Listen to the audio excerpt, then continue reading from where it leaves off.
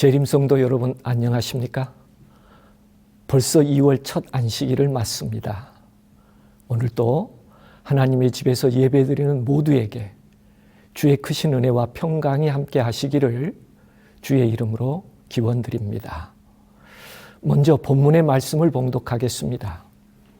누가복음 9장 51절에서 56절입니다.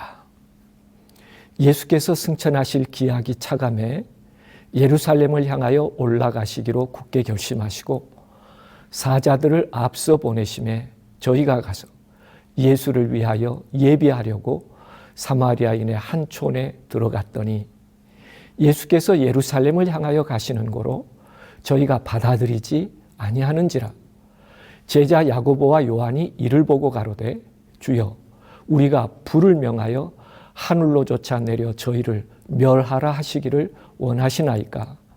예수께서 들으시며 꾸짖으시고 함께 다른 촌으로 가시니라.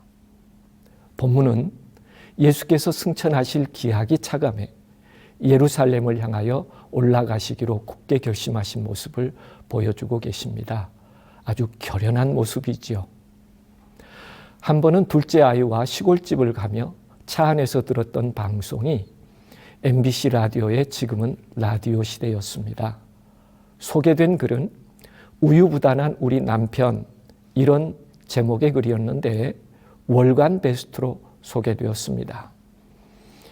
처음 만난 그이는 무엇이든지 자신에게 물어오는 배려에 참 좋은 남자라 생각하고 얼마 동안 사귄 후 결혼을 하게 되었습니다만 일상의 모든 일을 혼자 결정하지 못하고 우유부단해하는 모습을 보고 정말 이대로 살아야 할지 고민이 되었다고 합니다.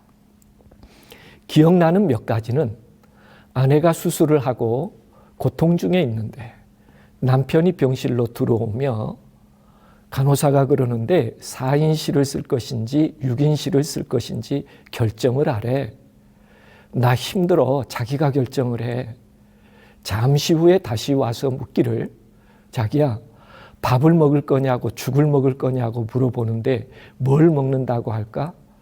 아이 그냥 아무거나 먹으면 되지. 자기가 알아서 해. 말 시키지 말고. 나 지금 죽을 지경이라고. 알았어. 그리고 다시 병실로 들어온 남편은 다시 묻습니다. 간호사가 그러는데 베개를 높은 것으로 벨 것인지 낮은 베개를 벨 것인지 결정을 해달래. 아이고 알아서 좀 해주면 안 돼? 이런 얘기가 계속되었습니다. 우리의 일상도 그렇습니다. 누구나 우유부단해질 때가 있습니다. 정말 그렇습니다. 강단 있게 일을 처리하다가도 어떤 때는 누군가에게 물어서 하고 싶을 때도 있고 그것이 꼭 나쁜 것만은 아닐 것입니다. 그러나 이에 지나쳐서 병적이지는 않아야 할 것입니다. 혹 여러분은 결정장애가 없으신가요? 때로는 어물거리거나 망설여지는 때는 없으셨는지요? 오늘 본문은 예수께서 승천하실 기약이 차감해 그리스도께서는 예루살렘으로 향하여 올라가실 때 그 길에 우유부단하지 않으시고 굳게 결심하시며 희생을 앞둔 예루살렘을 향하시는 모습을 보여주고 있습니다. 당시 상황을 인간적 시각으로 본다면 결코 쉬운 일이 아닐 것입니다. 예루살렘을 향하여 올라가기로 굳게 결심하시는 일이 쉽지 않으셨을 본문의 배경을 잠시 살펴보도록 하겠습니다. 첫 번째 배경은 12제자들이 모든 귀신을 제어하며 병을 고치는 능력과 권세를 받아 각 촌에 두루 행하여 처처에 복음을 전하며 병들을 고쳤습니다. 또한 보리떡 5개와 물고기 2마리로 5,000명을 다 배불리 먹게 하고 남은 조각을 12바구니나 거두었습니다. 이 두 사건은 제자들에게 흥분과 감격을 가져다 주었고 저들이 무엇이든지 할 수 있는 새로운 세상을 꿈꾸게 되었을 것입니다. 설렘과 희망으로 들떠있는 제자들에게 예수께서는 오히려 예루살렘에 올라가면 많은 고난을 받고 버림받아 죽임을 당할 것이라고 가르치셨습니다. 그리고 아무든지 나를 따라오려거든 자기를 부인하고 날마다 제 십자가를 지고 나를 좇을 것이라 하셨습니다. 제자들에게 이 이야기가 어떻게 들렸을까요? 28절부터 세 제자와 예수께서 변화산에 오른 얘기가 기록되어 있습니다. 베드로가 변화산의 모습에서 얼마나 감동되었던지 주여 우리가 여기 있는 것이 좋사오니 우리가 초막 셋을 짓되 하나는 주를 위하여 하나는 모세를 위하여 하나는 엘리야를 위하여 지읍시다. 변화산에서 내려온 후에도 귀신 들린 아이에게서 귀신이 떠나가게 해주었고 주변 사람들이 다 하나님의 위엄에 놀라는 모습을 보면서 제자들은 예전에 경험해 보지 못한 환상적인 경험과 기적적인 기쁨이 영원히 지속될 것이라 여기면서 이대로 모든 것이 딱 멈추었으면 좋을 것 같이 여겨졌을 것입니다. 그런데 저희가 다 그 행하시는 모든 일을 기이 여길세 예수께서는 이 말을 너희 귀에 담아두라 말씀하시며 인자가 장차 사람들의 손에 넘기우리라 하셨습니다. 예수께서는 저희 귀에 이 사실을 담아두기를 원하셨습니다. 세 번째 46절부터 보면 얼마나 제자들의 상태가 업되어 있었는지 모든 것을 가능하게 할 만한 자신감으로 충만했던 것 같습니다. 그래서 제자 중에 누가 더 크냐 하는 변론이 일어났던 것입니다. 또한 어떤 사람이 주의 이름으로 귀신을 내어 쫓는 것을 보고 우리와 함께 따르지 아니하므로 금했다고 말합니다. 그만큼 스스로 높아져 동류가 아닌 무리를 차별하며 배제하는 우월주의에 빠져 있었던 것 같습니다. 그러나 예수께서는 한결같이 그가 가야 할 길에 대하여 머뭇거리거나 우유부단하지 않으시고 십자가가 앞에 있는 예루살렘을 향하여 올라가기로 굳게 결심을 하십니다. 이미 예정된 고난을 향해 나간다는 것은 쉬운 일이 아니었을 것입니다. 그 끝이 죽음이라는 사실을 알기에 피할 길이나 대체할 수 있는 길을 찾을 수도 있었을 것입니다. 그러나 그 길을 가시기로 굳게 결심하셨다고 말합니다. 한 걸음도 쉽지 않는 걸음이었을 것입니다. 우리의 인생도 대체할 방법을 찾아보아야 하는 우유부단함과 죽기를 각오한 굳은 결심 사이에서 갈등하고 고민하며 어떻게 해야 할지 모를 때가 많이 있습니다. 오늘은 예수님의 굳은 결심의 의미를 본문에서 찾아 명상해 보며 우리도 다양한 모습으로 파도처럼 반복적으로 다가오는 결정의 위기들을 맞으며 그리스도께서 가셨던 가치와 의미를 담은 그 길을 걸을 수 있고 그리스도께서 가지셨던 굳은 결심을 할 수 있는 재림성도가 되기를 기원해 봅니다. 첫 번째 상황은 사마리아인의 한 촌에 들어갔을 때 예수께서 예루살렘을 향하여 가신다는 사실을 알고 받아들이지 않고 배척을 해냅니다. 당시 사마리아 사람들과 유대인들 사이에는 적대감이 깊어 상종하지 않았기 때문입니다. 이방인과 섞인 사마리아 사람들과 순수한 혈통을 이어온 유대인 사이에 심한 인종적 편견이 존재했었기 때문입니다. 그리고 무엇보다 그리심산에도 성소가 있는데 예루살렘 성소를 향해 간다는 말에 종교적 갈등까지 더해진 것입니다. 사마리아 사람들에게는 자존심 상한 일이었으며 순수히 받아들여질 수 없는, 그래서 배척해 내었던 것이죠. 일상의 결정 변수 중에 빌미라는 것이 있습니다.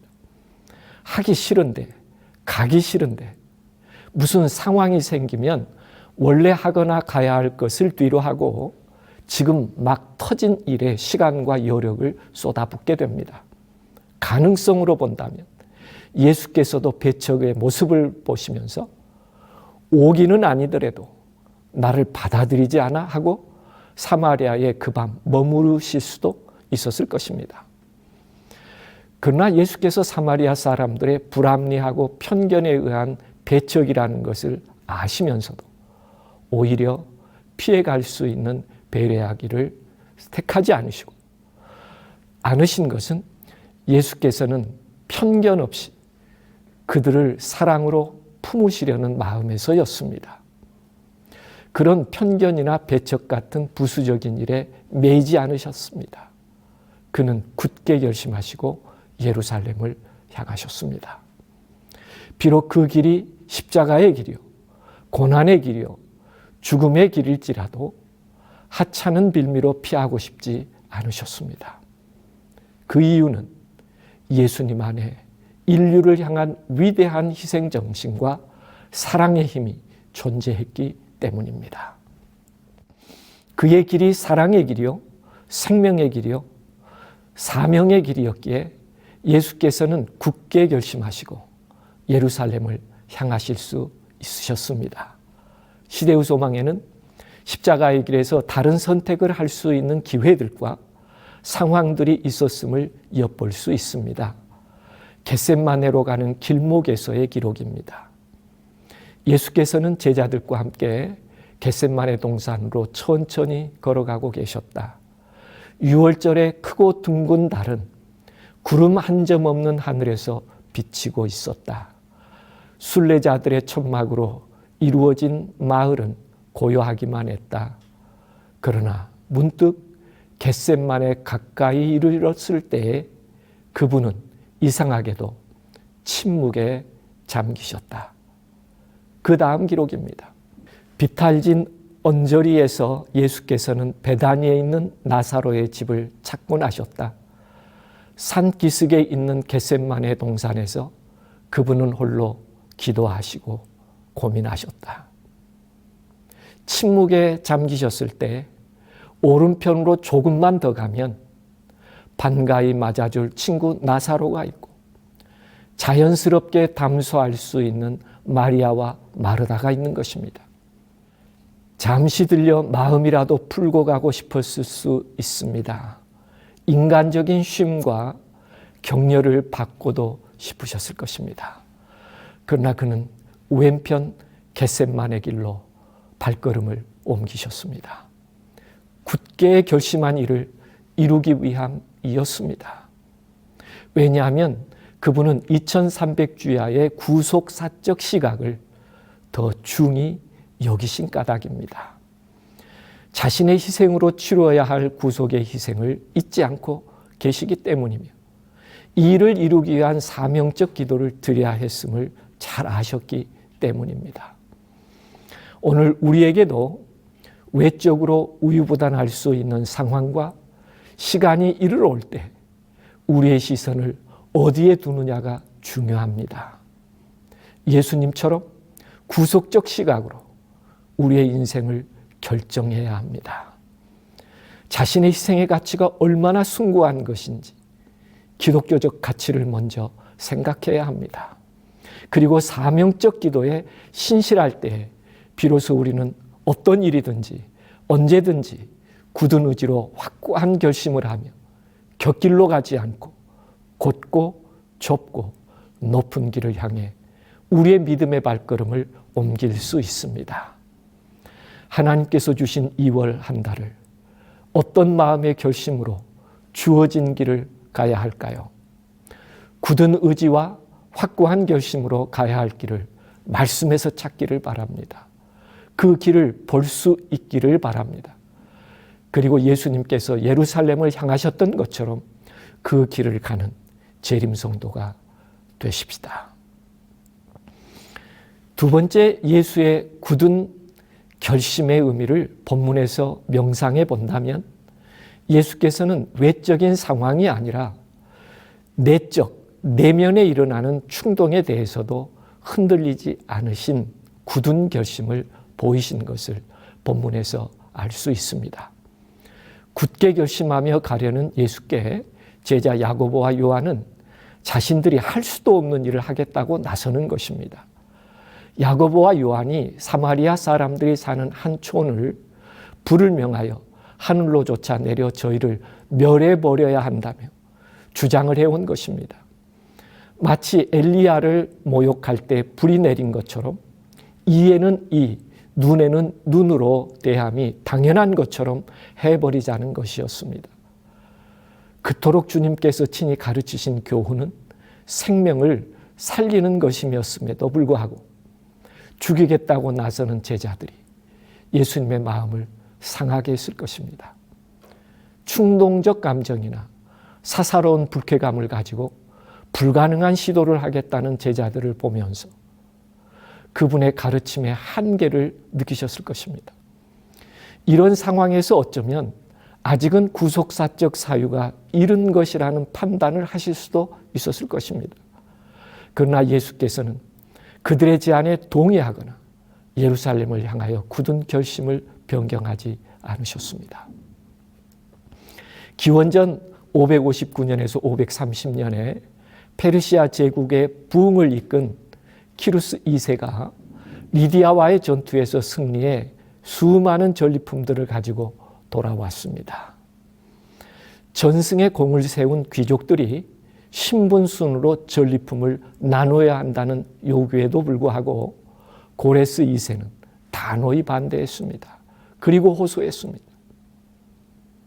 그대들이 말 위에 있을 때 우리 병사들은 땅 위에서 끝까지 물러서지 않았소.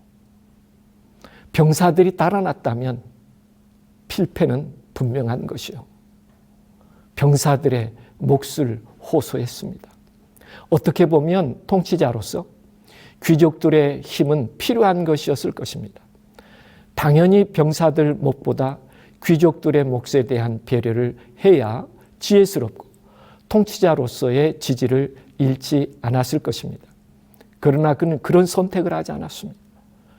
병사들 없이 승리는 없다고 여겼으며 그들의 땀의 대가도 충분히 보상되어야 한다고 여긴 것입니다. 그래서 설득하고 설득해서 병사들에게도 동일하게 전리품이 돌아가게 했습니다. 이 소문은 모든 병사들을 사기충천하게 하였으며 그 후에 페르시아가 세계를 제패하게 된 힘이 되었습니다. 결코 의로운 가치에 우유부단하지 않았습니다.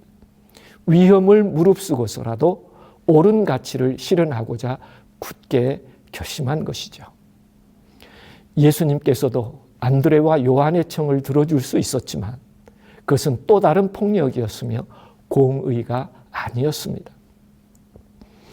우리도 주어진 2월 한 달을 살아가는 일에 있어서 일상에서 굳은 결심을 무너뜨리는 내적으로 감정의 충동이라 사소한 불쾌감이 얼마든지 끼어들 수 있습니다.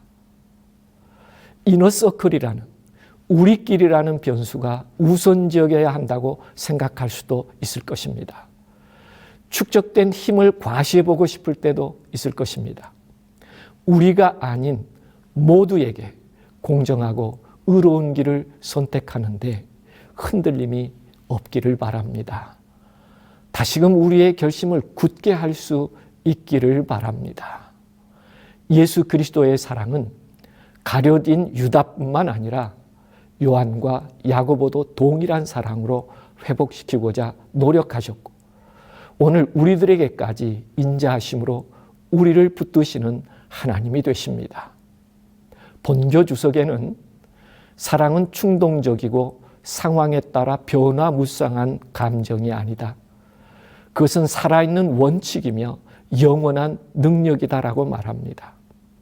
영혼은 결코 다함이 없는 샘물 같은 사랑, 그리스도의 가슴에서 흘러나오는 순결한 사랑의 시냇물을 먹고 자란다라고 기술합니다. 그렇습니다. 우리의 심령에도 그리스도의 가슴에서 흘러나오는 순결한 사랑의 시냇물이 흐르게 하고 그 사랑의 샘에서 먹고 자라는 자들이 되어야 합니다. 예수 그리스도께서 예루살렘을 향하실 때 굳게 결심하신 것처럼 감정의 충동이나 사소한 불쾌감을 넘어 구원을 위한 섬김과 인내의 아량으로 의로운 선택을 이어가며 오히려 약한 자들을 돕고 세우는 일에 굳게 결심하는 성도가 되십시다. 그렇게 결심하신다면 마음으로 우리도 주님께 아멘이라고 화답하십시다.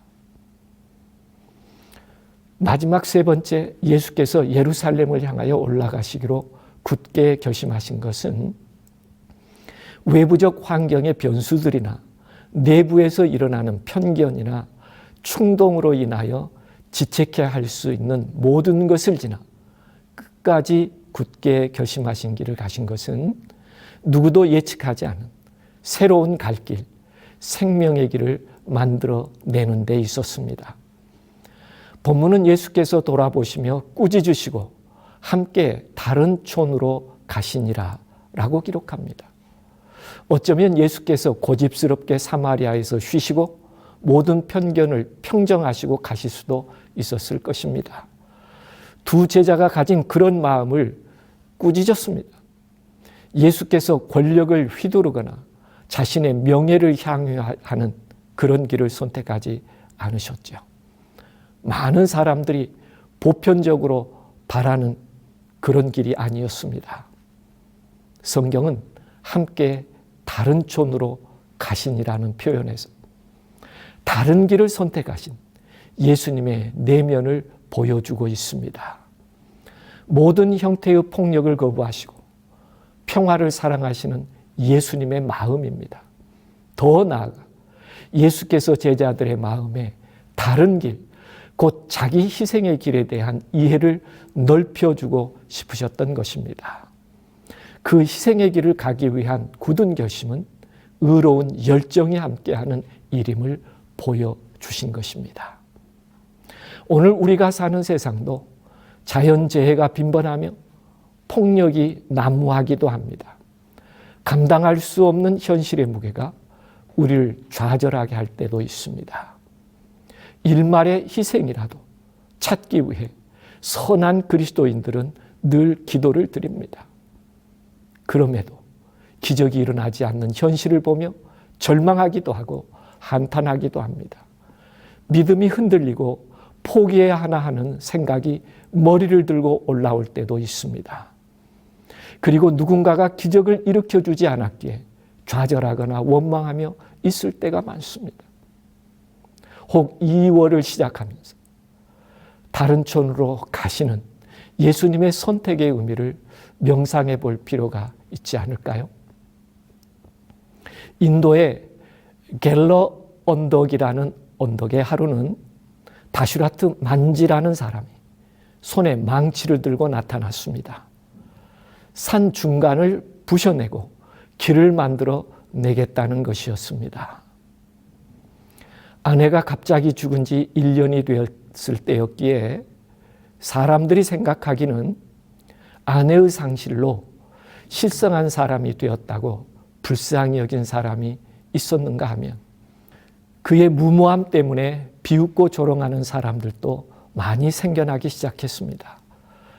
그러나 그 많은 비아냥에도 불구하고 밤낮으로 비가 오나 바람이 부나 그는 한결같이 망치로 산의 바위들을 깨는 작업을 했습니다.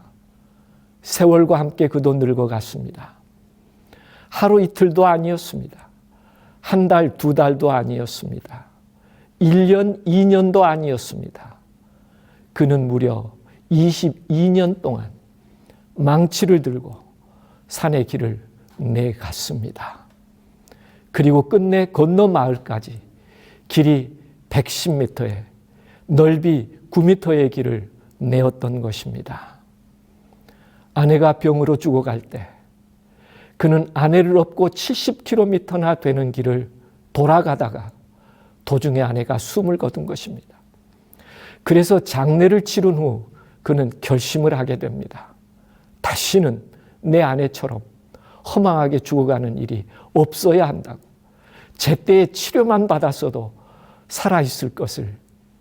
그는 다시는 허망하게 죽는 일이 없으려면 나는 의료진이 있는 곳까지 가장 빠르게 갈 수 있는 길을 내야겠다고 결심하고 그 일을 실천에 옮긴 것입니다. 다슈라트 만지의 굳은 결심 때문에 이제는 의료진이 있는 건너 마을까지 70km의 길을 15km만 가면 갈 수 있게 된 것입니다. 기적을 바라는 것이 아니라 한 사람의 굳은 결심과 각오로 기적을 만들어낸 것입니다. 헬런 켈러가 말한 것처럼 스스로 할 수 있는 일에 최선을 다할 때 기적은 일어난다. 만지는 그 기적을 이루어낸 사람입니다. 생명의 길을 만들어낸 것이죠. 익숙하게 다닌 길이 아닌 다른 길을 만들어낸 것입니다. 예수께서도 12세의 6월절에 그의 사명을 깨닫고 약 21년 후에 생명의 길을 열어 놓으셨습니다. 그 길이 십자가의 길이요, 굳게 결심하신 길입니다. 오늘 2월을 시작하는 첫 안식일, 우리는 어떤 결심을 굳게 해야 할까요? 주님과 더불어 돌아가는 길이 아닌 바르고 생명을 구원하는 길을 만들어가는 성도가 되십시다. 인내의 길, 구원의 길, 의로운 길을 아량과 사랑과 굳은 의지로 만들어내는 결심을 하십시다. 비록 22년의 시간이 걸려 인도의 만지 로드가 만들어진 것처럼 생명을 구원하는 길을 만드는 일에 굳게 결심하고 만들어낼 수 있는 사랑의 사람들이 되십시다. 예수께서 가장 고귀하게 가신 길이 생명을 위한 희생의 길이었습니다. 생명을 살게 하는 새로운 길이었습니다. 우리도 생명의 길을 만들어 가겠다고 굳게 결심할 수 있기를 바랍니다. 영감의 글은 이렇게 말합니다. 참된 사랑이란 강하고 열정적이고 충동적인 감정이 아니다.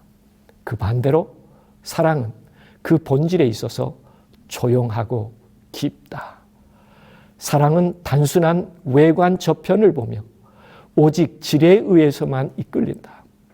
사랑은 현명하며 분별력이 있고 사랑의 헌신은 실제적이며 지속적이다. 하나님께서는 생애의 평범한 일을 통하여 우리를 시험하고 입증하신다. 그렇습니다. 참된 사랑은 강하고 열정적이고 충동적인 감정이 아닙니다.